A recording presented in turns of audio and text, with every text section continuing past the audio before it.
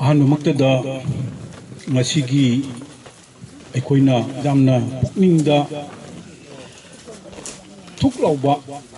ꯅꯨꯡꯁꯤꯕ ꯑꯃꯗꯤ ꯑꯩꯈꯣꯏꯒꯤ ꯄꯨꯛꯅꯤꯡ ꯍꯨꯅꯤꯡꯉꯥꯏ ꯑꯣꯏꯔꯕ ꯑꯁꯤꯒꯨꯝꯕ ꯂꯝꯗꯝ ꯑꯃꯗ ꯑꯩꯈꯣꯏ ꯃꯌꯥꯝꯅ ꯑꯩꯈꯣꯏꯒꯤ ꯍꯧꯈ꯭ꯔꯕ ꯆꯍꯤ ꯀꯌꯥꯒꯤ ꯃꯃꯥꯡꯗ ꯑꯩꯈꯣꯏꯒꯤ ꯏꯄꯥ ꯏꯄꯨꯁꯤꯡꯒꯤ ꯂꯤꯛꯂꯝ ꯊꯤꯕ ꯑꯩꯈꯣꯏꯅ ꯂꯥꯛꯇꯨꯅ ꯃꯐꯝ ꯑꯁꯤꯗ ꯄꯥꯡꯊꯣꯛꯂꯤꯕ ꯉꯁꯤꯒꯤ ꯊꯧꯔꯝ ꯑꯁꯤꯒꯤ ꯃꯌꯥꯏ ꯇꯪꯕꯜꯗ ꯂꯦꯡꯁꯤꯟꯕꯤꯔꯤꯕ ꯑꯣꯖꯥꯁꯤꯡ ꯃꯤꯡ ꯑꯣꯏꯅ ꯄꯟꯖꯗ꯭ꯔꯒꯁꯨ ꯂꯣꯏꯅꯅ ꯑꯩꯈꯣꯏꯒꯤ ꯂꯝꯗꯝ ꯀꯌꯥꯗꯒꯤ ꯂꯦꯡꯕꯤꯔꯛꯏꯕ ꯃꯅꯤꯄꯨꯔꯗꯒꯤ ꯑꯃꯗꯤ ꯀꯁꯥꯔꯗꯒꯤ ꯂꯦꯡꯕꯤꯔꯛꯇꯨꯅ ꯑꯁꯤꯒꯨꯝꯕ ꯃꯐꯝ ꯑꯁꯤꯗ ꯌꯥꯝꯅ ꯋꯥꯅ ꯁꯥꯈ꯭ꯔꯕ ꯅꯨꯡꯁꯥꯒꯤ ꯃꯩꯁꯥ ꯃꯔꯛ ꯑꯁꯤꯗ ꯂꯥꯛꯇꯨꯅ ꯉꯁꯤꯒꯤ ꯊꯧꯔꯝ ꯑꯁꯤ ꯃꯄꯨꯡ ꯐꯥꯍꯟꯕꯤꯅꯕ ꯑꯃꯗꯤ ꯉꯁꯤꯒꯤ ꯊꯧꯔꯝ ꯑꯁꯤꯕꯨ ꯌꯥꯝꯅ ꯄꯨꯛꯅꯤꯡꯗ ꯑꯩꯈꯣꯏꯒꯤ ꯇꯉꯥꯏꯐꯗꯕꯅꯤ ꯍꯥꯏꯅ ꯂꯦꯡꯕꯤꯔꯛꯏꯕ ꯈꯨꯗꯤꯡꯃꯛꯀꯤ ꯃꯐꯝꯗ ꯑꯩꯈꯣꯏꯒꯤ ꯉꯛꯅꯣꯜꯅ ꯈꯨꯔꯨꯝꯖꯔꯒ ꯃꯌꯥꯝꯗ ꯑꯩꯒꯤ ꯅꯨꯡꯒꯤ ꯑꯣꯏꯕ ꯋꯥꯍꯩ ꯈꯔꯇꯪ ꯐꯣꯡꯗꯣꯛꯆꯒꯦ ꯁꯨꯃꯥꯏꯅ ꯇꯧꯕꯅꯤ ꯍꯥꯟꯅ ꯑꯩꯈꯣꯏꯅ ꯇꯥꯈꯤꯕ ꯂꯩ ꯆꯍꯤ 3-4ꯒꯤ ꯃꯃꯥꯡꯗ ꯑꯩꯈꯣꯏꯒꯤ ꯍꯧꯖꯤꯛ ꯁꯦꯟꯇ꯭ꯔꯦꯜꯒꯤ ꯃꯟꯇ꯭ꯔꯤ ꯑꯣꯏꯕꯤꯔꯤꯕ ꯑꯩꯈꯣꯏꯒꯤ ꯑꯩꯈꯣꯏꯅ RK ꯔꯟꯖꯟ ꯑꯣꯖꯥꯅ ꯂꯦꯡꯕꯤꯔꯛꯇꯨꯅ ꯑꯩꯈꯣꯏꯒꯤ ꯇꯔꯄꯣꯟ ꯀꯠꯄꯒꯤ ꯊꯧꯔꯝ ꯑꯃ ꯄꯥꯡꯊꯣꯛꯈꯤꯕ ꯂꯩꯈ꯭ꯔꯕꯅꯤ ꯑꯗꯨꯒꯤ ꯃꯇꯨꯡꯗ ꯑꯩꯈꯣꯏꯒꯤ ꯅꯥꯀꯟꯗ ꯂꯦꯡꯁꯤꯟꯕꯤꯔꯤꯕ ꯑꯩꯈꯣꯏ ꯂꯝꯗꯝ ꯑꯁꯤꯒꯤ ꯃꯦꯝꯕꯔ ꯑꯃꯗꯤ ꯂꯝ ꯑꯁꯤꯒꯤ ꯃꯄꯨ ꯑꯣꯏꯕꯤꯔꯤꯕꯁꯤꯅ ꯃꯣꯏꯁꯤꯡꯁꯤꯅ ꯂꯤꯕꯗ ꯆꯍꯤ ꯑꯃꯗ ꯃꯁꯤꯡ ꯊꯤꯕ ꯉꯝꯗꯪꯒꯩ ꯑꯁꯤꯒꯤ ꯃꯐꯝꯁꯤꯡꯁꯤꯒ ꯑꯩꯈꯣꯏꯒꯤ ꯂꯥꯛꯏ ꯑꯗꯨꯕꯨ ꯂꯥꯡꯕꯟꯒꯤ ꯃꯇꯝꯗ ꯂꯥꯛꯇꯨꯅ ꯊꯥꯡꯉꯩ ꯁꯦꯡꯅ ꯍꯩꯁꯣꯏ ꯇꯝꯕ ꯑꯃꯗꯤ ꯇꯔꯄꯣꯟ ꯀꯠꯄꯒꯤ ꯑꯣꯏꯅ ꯂꯥꯛꯄꯁꯤꯗꯤ ꯑꯩꯈꯣꯏꯅ ꯎꯕ ꯈꯪꯖꯕꯗ ꯍꯧꯈꯤꯕ ꯆꯍꯤꯗꯨꯅ ꯑꯍꯥꯟꯕꯅꯤ ꯍꯥꯏꯅ ꯃꯣꯏꯅ ꯇꯝꯕꯤ ꯑꯗꯨꯅ ꯑꯩꯈꯣꯏꯅ ꯍꯧꯈꯤꯕ ꯆꯍꯤꯗ ꯑꯩꯈꯣꯏ ꯂꯥꯛꯆꯕꯁꯦ ꯑꯩꯈꯣꯏ ꯃꯤ 40-50-60-70ꯃꯨꯛꯀꯤ ꯃꯌꯥꯗ ꯑꯩꯈꯣꯏ ꯂꯥꯛꯆꯕꯅꯤ ꯑꯩꯈꯣꯏꯅ ꯍꯩꯁꯣꯏ ꯇꯝꯈꯤꯕꯁꯦ ꯑꯁꯤꯒꯤ ꯂꯩꯔꯤꯕ ꯄꯥꯠꯁꯤꯒꯤ ꯑꯁꯨꯝ ꯃꯥꯏꯀꯩ ꯊꯪꯕꯁꯤꯒ ꯑꯩꯈꯣꯏꯅ ꯀꯠꯆꯕꯅꯤ ꯑꯗꯨꯅ ꯍꯥꯏꯔꯤꯕ ꯑꯗꯨꯒꯤ ꯃꯇꯨꯡꯗ ꯑꯩꯈꯣꯏꯅ ꯀꯩꯅꯣꯗ ꯑꯩꯈꯣꯏꯒꯤ ꯍꯥꯏꯔꯤꯕ ꯃꯐꯝ ꯑꯁꯤꯗ ꯑꯩꯈꯣꯏꯁꯤ ꯌꯥꯝ ꯇꯣꯏꯅ ꯂꯥꯛꯆꯩ ꯑꯩꯈꯣꯏ ꯑꯣꯖꯥꯁꯤꯡ ꯑꯩꯈꯣꯏ ꯃꯤꯡ ꯑꯣꯏꯅ ꯄꯟꯖꯔꯕꯗ ꯑꯩ ꯅꯥꯛꯇ ꯐꯝꯕꯤꯔꯛꯏꯕ ꯑꯩꯈꯣꯏꯒꯤ ꯑꯣꯖꯥ ꯃꯦꯘꯅꯥꯊ ꯑꯣꯖꯥ ꯀꯃꯂꯥꯀꯥꯟꯇꯅꯆꯤꯡꯕ ꯑꯩꯈꯣꯏꯁꯤ ꯌꯥꯝ ꯇꯣꯏꯅ ꯂꯥꯛꯆꯩ ꯂꯥꯛꯑꯒ ꯂꯝꯁꯤꯒꯤ ꯃꯇꯥꯡꯗ ꯑꯩꯈꯣꯏꯅ ꯊꯤꯖꯤꯟ ꯍꯨꯝꯖꯤꯟꯕ ꯑꯃꯗꯤ ꯂꯝꯁꯤ ꯈꯔꯇꯪ ꯑꯣꯏꯔꯁꯨ ꯑꯩꯈꯣꯏꯅ ꯀꯟꯁꯤꯟꯕ ꯉꯝꯅꯅꯕ ꯑꯩꯈꯣꯏꯒꯤ ꯀꯩꯅꯣꯗ ꯑꯩꯈꯣꯏꯒꯤ ꯏꯄꯥ ꯏꯄꯨꯒꯤ ꯈꯨꯕꯝ ꯑꯣꯏꯅ ꯂꯩꯔꯝꯕ ꯄꯣꯠꯁꯛꯁꯦ ꯑꯩꯈꯣꯏꯅ ꯑꯃꯨꯛ ꯑꯩꯈꯣꯏꯒꯤ ꯈꯨꯠꯇ ꯑꯃꯨꯛ ꯍꯟꯖꯤꯟꯕ ꯍꯥꯏꯕꯅꯤ ꯑꯩꯈꯣꯏꯅ ꯃꯣꯏꯗꯤ ꯂꯩꯕ ꯅꯠꯇ꯭ꯔꯒ ꯇꯥꯟꯕ ꯅꯠꯇꯕ ꯑꯩꯈꯣꯏꯒꯤ ꯍꯟꯖꯤꯟꯒꯗꯕ ꯄꯣꯠꯁꯛꯇꯣ ꯑꯩꯈꯣꯏꯅ ꯇꯥꯟꯖꯕꯅꯤ ꯑꯗꯨꯅ ꯃꯁꯤꯒꯤ ꯃꯔꯝꯗ ꯑꯩꯈꯣꯏ ꯋꯥꯔꯤ ꯋꯥꯇꯥꯏ ꯌꯥꯝ ꯇꯣꯏꯅ ꯁꯥꯟꯅꯖꯩ ꯍꯣꯔꯦꯟ ꯑꯩꯈꯣꯏ ꯑꯣꯖꯥ ꯀꯃꯂꯥꯀꯥꯟꯇꯅꯁꯨ ꯃꯌꯦꯛ ꯆꯨꯝꯅ ꯂꯤꯕꯤꯔꯛꯀꯅꯤ ꯑꯗꯨꯒ ꯑꯩꯈꯣꯏꯒꯤ ꯑꯣꯖꯥ ꯃꯦꯘꯅꯥꯊꯁꯤ ꯑꯩꯈꯣꯏ ꯈꯣꯏꯔꯦꯟ ꯂꯝꯗꯝꯒꯤꯅꯤ ꯄꯣꯛꯅ ꯆꯥꯎꯔꯛꯈꯤꯕꯅꯤ ꯀꯁꯥꯔ ꯀꯣꯂꯦꯖꯇ ꯄ꯭ꯔꯣꯐꯦꯁꯔ ꯑꯣꯏꯅ ꯂꯩꯔꯛꯄꯅꯤ ꯃꯍꯥꯛꯅꯁꯨ ꯃꯍꯥꯛꯀꯤ ꯈꯪꯖꯕ ꯋꯥꯔꯤ ꯋꯥꯈꯣꯡ ꯃꯌꯥꯝ ꯑꯃ ꯂꯩꯕꯗꯨꯅ ꯑꯩꯈꯣꯏꯅ ꯃꯍꯥꯛꯁꯦ ꯌꯥꯝ ꯂꯣꯏꯅꯅ ꯂꯥꯛꯃꯤꯟꯅꯗꯨꯅ ꯑꯁꯤꯒꯤ ꯂꯝꯒꯤ ꯀꯔꯤꯒꯤ ꯆꯦ ꯆꯥꯡ ꯆꯤꯡꯕ ꯊꯤꯕꯁꯦ ꯑꯩꯈꯣꯏ ꯆꯠꯊꯖꯕꯅꯤ ꯑꯗꯨꯒꯤ ꯃꯔꯛꯇ ꯑꯃꯨꯛ ꯃꯈꯣꯏꯁꯤꯡꯁꯤ ꯋꯥꯔꯤ ꯁꯥꯟꯅꯅ ꯑꯩꯈꯣꯏ ꯑꯣꯖꯥ ꯃꯦꯘꯅꯥꯊꯅꯦ ꯑꯣꯖꯥ ꯀꯃꯂꯥꯀꯥꯟꯇꯅꯦ ꯑꯩꯈꯣꯏꯁꯦ ꯁꯤꯜꯆꯔꯒꯤ ꯔꯦꯚꯤꯅ꯭ꯌꯨ ꯑꯣꯐꯤꯁꯇ ꯆꯠꯇꯨꯅ ꯆꯦ ꯆꯥꯡꯁꯦ ꯊꯤꯕ ꯌꯥꯕꯈꯩ ꯊꯤꯔꯦ ꯊꯤꯕꯁꯤꯒ ꯑꯩꯈꯣꯏꯒꯤꯅꯤ ꯍꯥꯏꯕ ꯑꯃꯠꯇ ꯗꯣꯀꯨꯃꯦꯟ ꯑꯃꯠꯇ ꯂꯩꯕꯁꯦ ꯑꯩꯈꯣꯏ ꯎꯕ ꯐꯪꯗ꯭ꯔꯦ ꯑꯗꯨꯅ ꯃꯁꯤ ꯀꯔꯤ ꯑꯣꯏꯔꯝꯒꯅꯤ ꯍꯥꯏꯅ ꯑꯩꯈꯣꯏꯅ ꯃꯊꯪꯁꯦ ꯊꯤꯕꯁꯤꯒ ꯃꯣꯏꯅꯗꯤ ꯍꯥꯏ ꯅꯣꯔꯣꯕꯤꯜ ꯍꯥꯏꯅ ꯑꯗꯨ ꯅꯣꯔꯣꯕꯤꯜ ꯍꯥꯏꯔꯤꯁꯤ ꯊꯤꯕꯁꯤꯒ ꯈꯖꯤꯛꯇꯪ ꯊꯩꯗꯣꯛꯄ ꯑꯃꯈꯛ ꯃꯃꯤꯡ ꯃꯥꯟꯅꯔꯞ ꯇꯧꯕ ꯑꯃꯈꯛꯇꯤ ꯎꯖꯕꯅꯤ ꯑꯩ ꯗꯥꯏꯔꯤꯗ ꯏꯁꯟꯖꯩ ꯑꯗꯨꯒꯤ ꯍꯥꯏꯔꯤꯕ ꯗꯥꯛ ꯅꯝꯕꯔ ꯀꯔꯤ ꯀꯁꯨ ꯂꯣꯏ ꯌꯥꯎꯔꯤ ꯑꯗꯨꯕꯨ ꯑꯗꯨꯅ ꯑꯗꯨ ꯑꯣꯏꯔꯁꯅꯨ ꯑꯗꯨ ꯍꯥꯏꯔꯤꯕ ꯑꯩꯈꯣꯏꯒꯤ ꯁꯨꯝ ꯃꯇꯥꯏꯗ ꯐꯝꯕꯤꯔꯤꯕ ꯑꯩꯈꯣꯏꯒꯤ ꯃꯔꯨꯞꯁꯦ ꯃꯍꯥꯛꯅ ꯃꯁꯤꯒꯤ ꯍꯥꯏꯔꯤꯕ ꯑꯣꯏ ꯊꯪꯕꯗ ꯂꯩꯔꯤꯕ ꯃꯄꯥꯛꯁꯦ ꯃꯍꯥꯛꯀꯤ ꯃꯃꯤꯡꯗ ꯄꯇꯥ ꯇꯥꯔꯦ ꯍꯥꯏꯅ ꯍꯥꯏ ꯑꯗꯨꯒ ꯑꯁꯤꯒꯤ ꯆꯤꯡꯃꯥꯏ ꯑꯁꯤꯒꯤ ꯂꯝꯁꯤꯁꯨ ꯃꯍꯥꯛꯀꯤꯅꯤ ꯑꯗꯨꯒ ꯑꯁꯤꯒꯤ ꯆꯤꯡꯃꯥꯏꯁꯤꯒꯤ ꯄꯥꯠꯁꯤꯒꯤ ꯍꯦꯛ ꯂꯣꯏꯕꯒꯤ ꯅꯥꯀꯟꯁꯤꯒꯤ ꯃꯇꯣꯟꯁꯤꯒ ꯃꯥꯒꯤ ꯖꯨꯝ ꯂꯩ ꯃꯥ ꯒꯥꯔꯤ ꯂꯣꯏ ꯒꯥꯔꯤ ꯃꯥꯏ ꯃꯌꯨꯝꯗ ꯒꯥꯔꯤ ꯀꯥꯔ ꯂꯩ ꯑꯣꯇꯣ ꯂꯩ ꯑꯁꯤ ꯒꯥꯔꯤ ꯆꯪꯕ ꯌꯥꯏ adu moina mai mamingda chingai sisu lei haidna hai aduna masigi chingmai sigagi aikoigi khubam se masimadi aikoi tangai phadana aikoi masi kandaba jate aikoida akoi sinabiu haina akoina haijaba matam siga moina yam phajana haidi sen thumgi natraga atei tei kari manungda akoi wari kupna sanagadaba adu natabada moina soidna aikoi masigi chingmai hajigi nungpak leiriba se asidi pini karigino haibada asigi nungpak si nung sigi manakta kanaguma mi amat moi swagi mi amata changde akoi ki na changde hai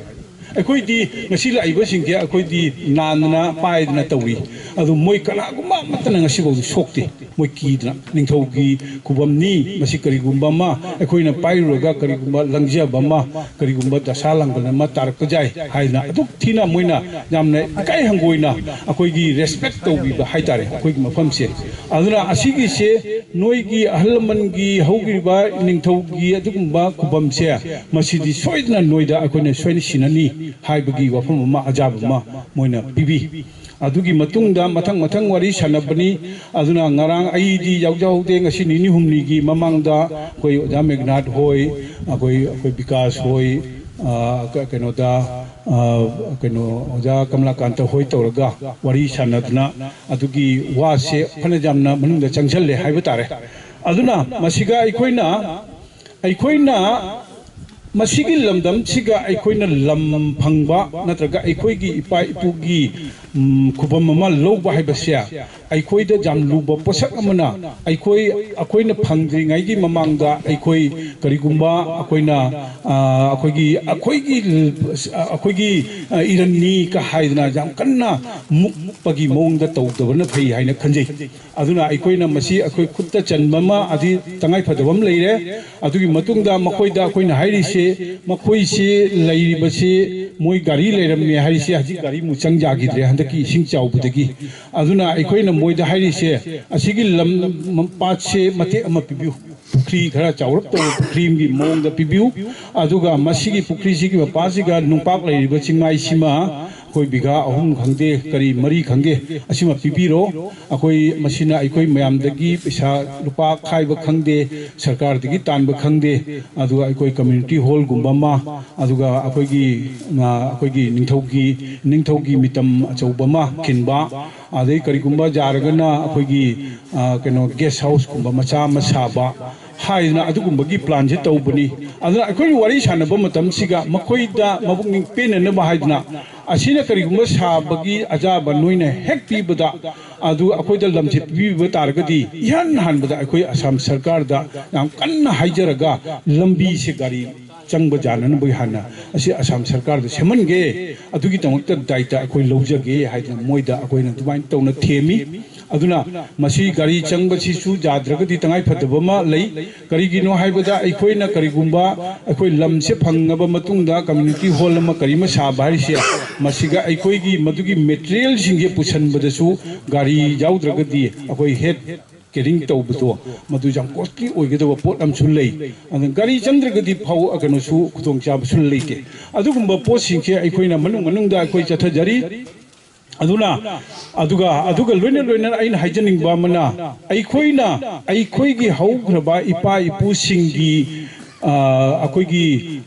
liklam che akoina thiraga madu khubam che akoina kanba amasung ngakpa haibase masi macha manau oiriba aikoigi tangai phadraba thogdangni aduna masigumba pasak ase aikoina semgatpa machangi aduga aikoina ngasi atop mafam singda tawbagumna masi su nongmadi aikoigi keno khakta natana